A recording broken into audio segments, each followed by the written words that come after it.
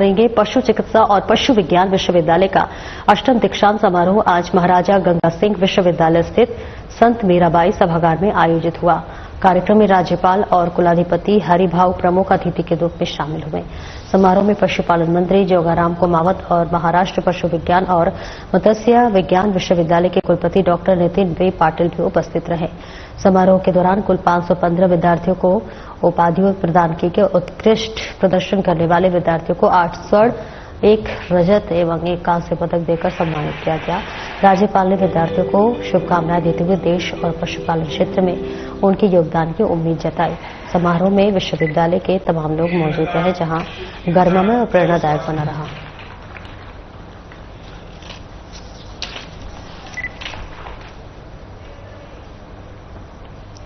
जयपुर से बड़ी खबर सामने आ रही है, जहां पर प्रवर्तन निदेशालय ने पूर्व कैबिनेट मंत्री प्रताप सिंह खाचरियावास के सिविल लाइन्स स्थित निवास पर कार्रवाई की है, जहां पिछले 5 घंटे से चल रही इस कार्रवाई को लेकर क्षेत्र में हलचल मची हुई है। खाचरियावास के समर्थक और कांग्रेस कार्यकर्ता निवास के बाहर एकत्र हो गए हैं और ईडी की कार्रवाई के खिलाफ जमकर नारेबाजी कर रहे हैं। स्थिति को नियंत्रण में रखने के लिए आसपास के थानों में अतिरिक्त पुलिस बल बुलाया गया है। इस बीच प्रताप सिंह खाचरियावास ने मीडिया से अपील की है कि कार्रवाई पूरी होने दी जाए और किसी भी तरह की रुकावट न डाली जाए। उन्होंने कहा है कि ये कार्रवाई उनका सरकार के खिलाफ मुखर बोलने का नतीजा है। खाचरियावास ने स्पष्ट शब्दों में कहा है कि मैं डरने वाला नहीं हूं, अब पहले से भी ज्यादा बोलूंगा।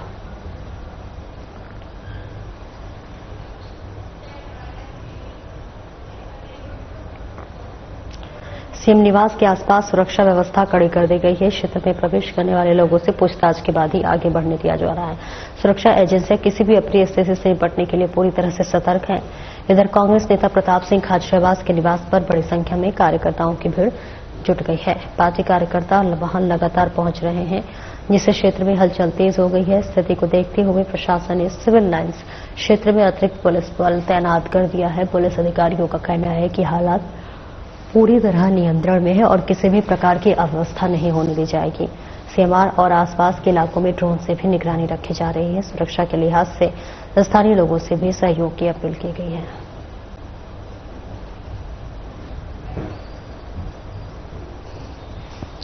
और देखिए तस्वीरें आपको दिखा रहे हैं, जहां पर सीएम निवास के आसपास सुरक्षा व्यवस्था कड़ी कर दी गई है। क्षेत्र में प्रवेश करने वाले लोगों से पूछताछ के बाद ही आगे बढ़ने दिया जा रहा है।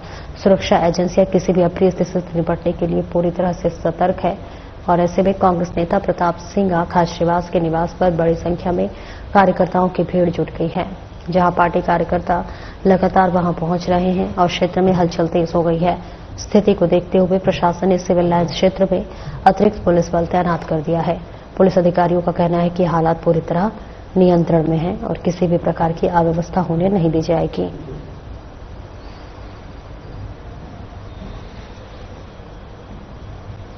पूर्व डिप्टी सीएम और टोंक विधायक सचिन पायलट आज टोंक पहुंचे पर कांग्रेसियों ने उनका स्वागत किया। पायलट अंबेडकर जयंती पर टोंक कृषि मंडी में आयोजित कार्यक्रम में पहुंचे, जहां डॉक्टर भीमराव अंबेडकर जयंती पर विचार गोष्ठी का कार्यक्रम रखा गया। पायलट ने डॉक्टर भीमराव अंबेडकर की जयंती पर उन्हें श्रद्धांजलि दी। इस दौरान एक अद्भुत नजारा भी देखने को मिला। यहां एक ही मंच पर बीजेपी और कांग्रेस नेता दिखाई दिए एक साथ। सचिन पायलट के साथ ही पूर्व बीजेपी सांसद सुखवीर सिंह जौनपुरिया और कांग्रेस जिलाध्यक्ष हरिप्रसाद बैरवा के साथ बीजेपी जिलाध्यक्ष चंद्रवीर सिंह चौहान साथ बैठे दिखाई दिए। इस दौरान अम्बेडकर के विचारों पर लिखी गई पुस्तक का विमोचन भी किया गया। मौके पर पायलट ने बीजेपी पर निशाना साधते हुए कहा कि बीजेपी बाबा साहेब के संविधान की मूल भावना को कुचलने का काम कर रही है। वंचित लोगों को अलग व्यवस्था में जीने को मजबूर किया हुआ है। बीजेपी ने संवैधानिक संस्थाओं को खोखला कर दिया है। बाबा साहब को श्रद्धांजलि देने का एक ही तरीका है कि संविधान का मान सम्मान हो। भारत रत्न भीमराव अम्बेडकर जी की जयंती पर हम सब ने आज उनको श्रद्धासुमन और पुष्पांजलि करी है, अर्पित की है, उनको याद किया, स्मरण किया है। और जिस संविधान का निर्माण अम्बेडकर साहब करके गए हैं, वो संविधान आज पहले से ज्यादा प्रासंगिक है और संविधान की मूल भावनाओं का आदर करना प्रत्येक नागरिक और विशेष रूप से प्रत्येक सरकार की जिम्मेदारी है। दुर्भाग्यवश देश में जो हालात निर्मित हुए हैं, वहां सिर्फ संविधान और अम्बेडकर साहब की मूर्ति पर तो फूलमाला चढ़ रही है, लेकिन संविधान की जो मूल भावना है उसकी अवहेलना हो रही है। जो वंचित वर्ग है, जो शोषित है, जो पिछड़ा है, जो दलित आदिवासी है, उन सब लोगों को एक अलग तरह के माहौल में जीने के लिए विवश आज की व्यवस्था ने कर रखा है, जो बड़ा दुर्भाग्यपूर्ण है।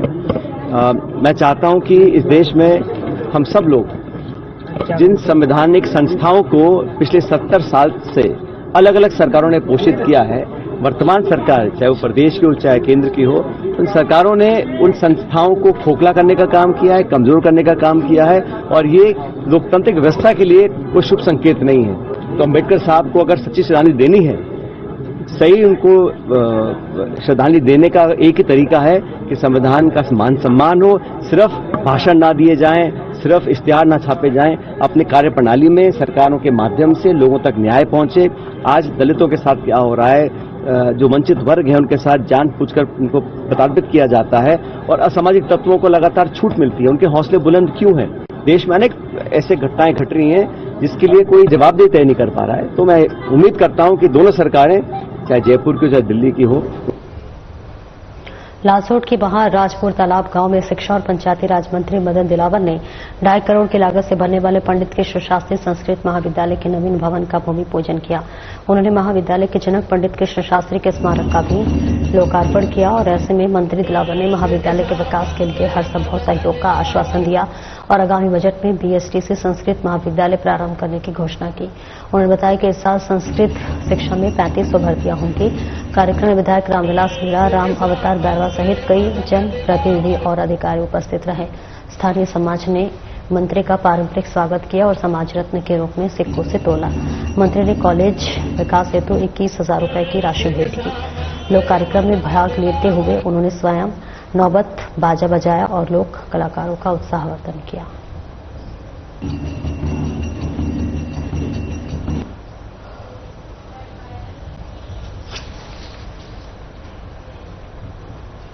कांग्रेस अध्यक्ष खड़गे ने गंगा जल विवाद पर नेता प्रतिपक्ष टीकाराम जूली के समर्थन में बयान देते हुए बीजेपी पर तीखा हमला बोला है।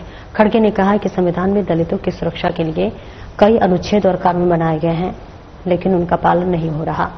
उन्होंने बीजेपी की मानसिकता पर सवाल उठाते हुए कहा कि जब टीकाकरण जोलीराम मंदिर जाते हैं तो वहां उनका स्पर्श होने पर गंगा जल से स्थान को धोया जाना बेहद शर्मनाक और संकीर्ण सोच का प्रतीक है। खड़गे ने प्रधानमंत्री नरेंद्र मोदी पर निशाना साधते हुए कहा कि वे खुद को पिछड़ा वर्ग का नेता बताते हैं, लेकिन जब दलितों और पिछड़ों के साथ अत्याचार होता है तो चुप्पी साध लेते हैं। ये दर्शाता है कि वे संविधान की रक्षा में असफल रहे हैं। खड़गे ने कहा कि कांग्रेस दलितों के सम्मान और अधिकारों की रक्षा के लिए प्रतिबद्ध है।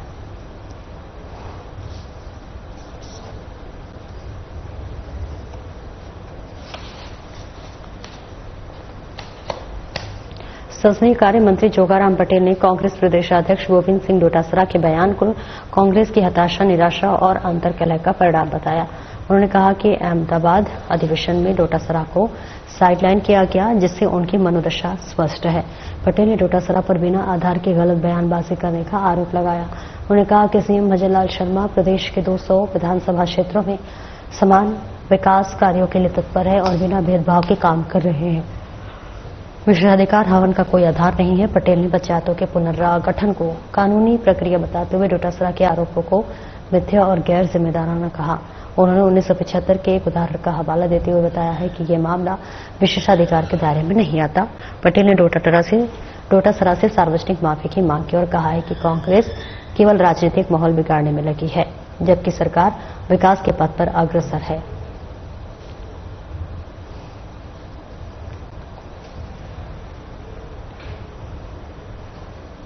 पूर्व मंत्री डॉक्टर रोहिताश शर्मा ने प्रेस वार्ता में बांसु क्षेत्र में बढ़ते भ्रष्टाचार और प्रशासनिक शिथिलता को लेकर तीखा हमला बोला है। उन्होंने आरोप लगाया कि क्षेत्र के हर विभाग में बिना लेन देन के कोई काम नहीं होता। डॉक्टर शर्मा ने कहा कि सड़कों का नवीनीकरण सामान्य प्रक्रिया है, विकास कार्यों की गति ठप है और मौजूदा प्रतिनिधि कोई नई पहल नहीं कर पाए हैं। उन्होंने गिरधारी दास बाबा मेले की जमीन के आवंटन और बंद किए गए बस स्टैंड को लेकर अपनी सरकार के प्रयासों का उल्लेख किया। डॉक्टर रोहिताश शर्मा ने प्रॉपर्टी डीलरों के दबाव, कॉलोनियों की स्वीकृति और भ्रष्टाचार और बिजली बोर्ड में करोड़ों के घोटालों का भी खुलासा किया है। उन्होंने कहा है कि एजेंटों के जरिए आमजन को जो है उनसे वसूली की जा रही है, सरपंचों की फाइलें दबाई जा रही है और लोगों को डराया जा रहा है। उन्होंने मौजूदा हालात को चिंताजनक बताते हुए प्रशासनिक जवाबदेही की मांग की है। होगा कि कृष्ण जी ने भी कहा यदा यदा धर्मस्य ग्लानि वाला जो श्लोक है कि कोई ना कोई अब पैदा होने वाला है जो इस नादरशाही को खत्म करेगा और देश में जो महात्मा गांधी के सपने थे, डॉक्टर अंबेडकर के सपने थे, वो साकार होंगे। भ्रष्टाचार चरम सीमा पर है। आज देखो कि बदलाव आ गया। थाना, कचहरी, तहसील, सारे सरकारी दफ्तरों में भ्रष्टाचार, बिना पैसे टके के लेन देन के कुछ हो नहीं रहा। इतना बुरा हाल है, बस पूछो मत। और जो विकास का यहाँ पर एक खाता हमने खोला था, उसको एक इंच भी ये लोग नहीं बढ़ा पा रहे हैं। चाहे वो कांग्रेस के टाइम में खुला हुआ, चाहे मेरे टाइम में खुला हुआ, उसको ये बढ़ा नहीं पा रहे। आज सड़कों के इतने पैसे मंजूर हो गए। तो ये तो जब सड़क नीति बनी तब उसमें था कि इतने दिन बाद सड़क का रिन्यूअल होगा, चाहे वो सरकार किसी की भी हो। धौलपुर जिला स्थापना दिवस के अवसर पर एक भव्य रैली का आयोजन किया गया, जहां पर एडीएम धौलपुर ने हरी झंडी दिखाकर रैली को रवाना किया। इस रैली में बड़ी संख्या में स्कूली बच्चों ने भाग लिया। शहर के गणमान्य नागरिकों ने भी अपनी उपस्थिति दर्ज कराई। कार्यक्रम में उपखंड अधिकारी साधना शर्मा, वरिष्ठ शासकीय शिक्षक अजय बघेल और शिक्षा विभाग के प्रशासनिक अधिकारी अशोक उपाध्याय, जिला फुटबॉल संघ के सचिव संदीप राणा और न्यायाधीशन संस्था के सचिव रंजीत दिवाकर मौजूद रहे। रैली शहर के प्रमुख मार्गों से होते हुए जिला कलेक्ट्रेट तक पहुंची। रैली के दौरान बच्चों ने उत्साह के साथ क्लीन धौलपुर, ग्रीन धौलपुर के नारे लगाए। गौरतलब है कि धौलपुर को 1982 में जिले का दर्जा मिला था। आज इस ऐतिहासिक दिन को जिला स्थापना दिवस के रूप में मनाया जा रहा है।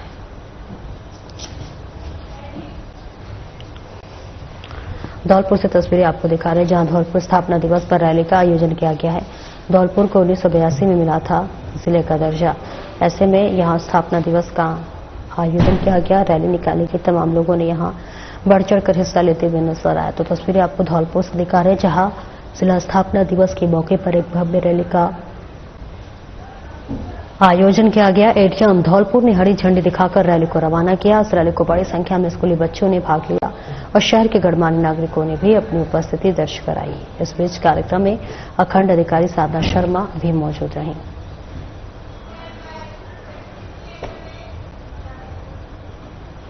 राजस्थान पुलिस का 76वां स्थापना दिवस धौलपुर में हर्षोल्लास के साथ मनाया जा रहा है।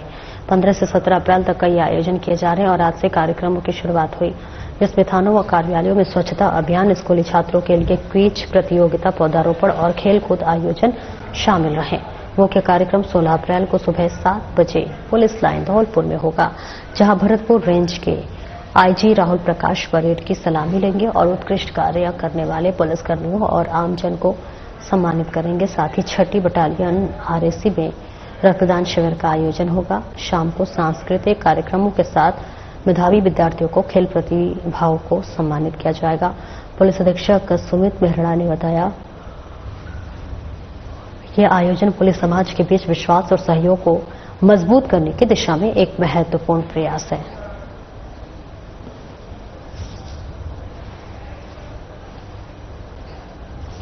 और देखिए तस्वीरें आपको धौलपुर से दिखा रहे हैं, जहां पर 76वां राजस्थान पुलिस दिवस समारोह बड़े धूमधाम के साथ मनाया गया। जिले में हर्षोल्लास के साथ मनाया गया। पुलिस लाइन में भी रेंज स्तरीय कार्यक्रम होगा। ऐसे में राजस्थान पुलिस का 76वां स्थापना दिवस धौलपुर में हर्षोल्लास के साथ मनाया जा रहा है।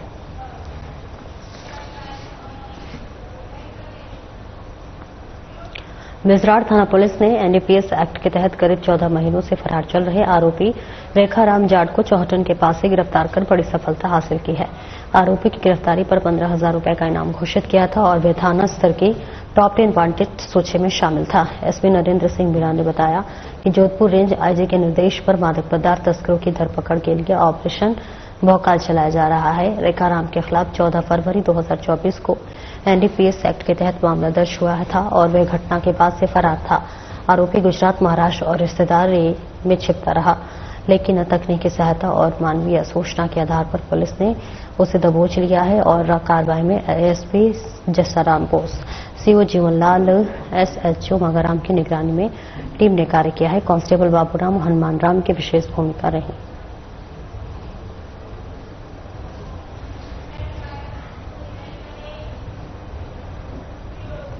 झुंझुनू जिले के मंडावा थाना पुलिस ने साइबर अपराध के खिलाफ बड़ी कार्रवाई करते हुए एक अंतर्राष्ट्रीय गिरोह का भंडाफोड़ किया है। पुलिस ने 3 युवतियों सहित 13 साइबर अपराधियों को गिरफ्तार कर उनके पास से लैपटॉप, 21 मोबाइल और अन्य इलेक्ट्रॉनिक उपकरण जब्त किए हैं। आरोपी खुद को माइक्रोसॉफ्ट कर्मचारी बताकर विदेशी, खासकर अमेरिकी नागरिकों को धोखा देते थे।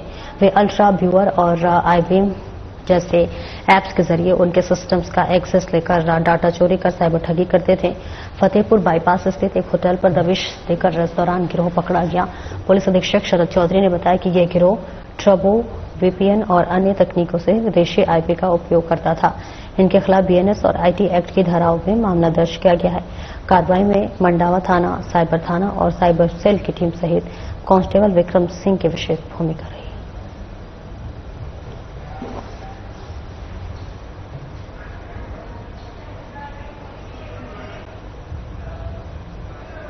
खबर हनुमानगढ़ के पल्लू क्षेत्र से है, जहां पर पल्लू थाना पुलिस ने मेगा हाईवे पर नाकाबंदी के दौरान जोधपुर निवासी एक युवक को 1 किलो 700 ग्राम अफीम सहित गिरफ्तार किया है। हनुमानगढ़ जिले में मादक पदार्थों के खिलाफ चलाए जा रहे विशेष अभियान पुलिस को बड़ी सफलता मिली है। पल्लू थाना पुलिस ने सरदार शहर हनुमानगढ़ मेगा हाईवे पर नाकाबंदी के दौरान जोधपुर निवासी एक युवक को 1 किलो 700 ग्राम अफीम के साथ गिरफ्तार किया है। एसपी अरशद अली के निर्देश पर जिले में जीरो टॉलरेंस अभियान चलाया जा रहा है। इसके साथ ही बीकानेर रेंज के महानिरीक्षक के आदेश पर ऑपरेशन फ्लश आउट भी जारी है। इन अभियानों के तहत अवैध मादक पदार्थों, हथियारों, जुआ और सट्टे पर रोक लगाई जा रही है। पल्लू थाना प्रभारी सुशील कुमार और उनकी टीम ने थाने के सामने नाकाबंदी के दौरान आरोपी कुलदीप सिंह 30 वर्षीय को पकड़ा और वे जोधपुर के महामंदिर थाना क्षेत्र की बीजीएस कॉलोनी का रहने वाला है। उसके खिलाफ एनडीपीएस एक्ट के तहत मामला दर्ज किया गया। मामले की जांच फिफाना थाना प्रभारी नरेंद्र कुमार कर रहे हैं।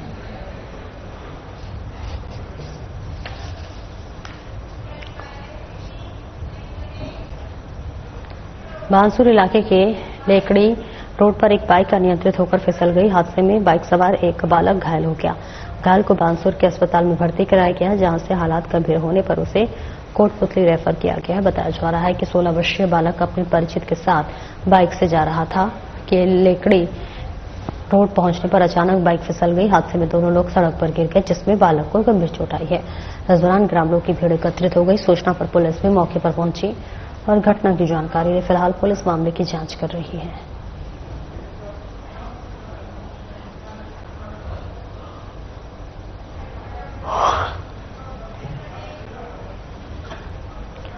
डूंगरपुर विधायक गणेश घोकरा ने आज स्थानीय विधायक विकास मत से मेघवाल समाज छात्रावास में 17 लाख की लागत से नवनिर्मित सामुदायिक भवन का लोकार्पण किया।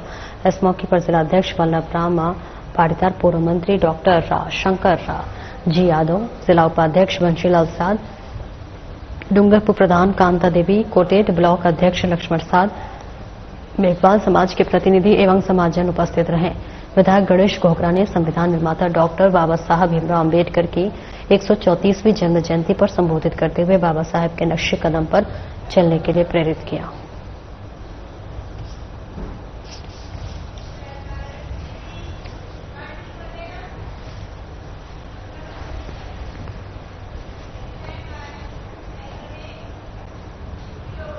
रविवार को बगरू विधानसभा क्षेत्र में आराध्य जुगल दरबार का वार्षिक मेला धूमधाम के साथ आयोजित हुआ, जिसमें हजारों श्रद्धालुओं ने भाग लिया। मेले का उत्साह उस समय चरम पर पहुंच गया जब बगरू विधायक डॉक्टर कैलाश वर्मा अपने सैकड़ों कार्यकर्ताओं के साथ ढोल नगाड़ों और नृत्य के साथ 51 किलो की विशाल पुष्पमाला अर्पित करने पहुंचे।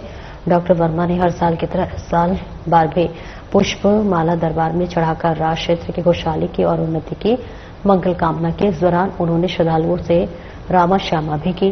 विधायक ने बताया कि ये ऐतिहासिक मेला सैकड़ों वर्षों से आयोजित हो रहा है और इसमें वैवाहिक रिश्तों सहित कई मांगलिक कार्य तय करने की परंपरा रही है। इस मौके पर जनप्रतिनिधि, सरपंच, पार्षद, बीजेपी पदाधिकारी और कार्यकर्ता सहित बड़ी संख्या में नागरिक उपस्थित रहे। मेला सामाजिक एकता और बगरू की सांस्कृतिक पहचान का प्रतीक बना हुआ है।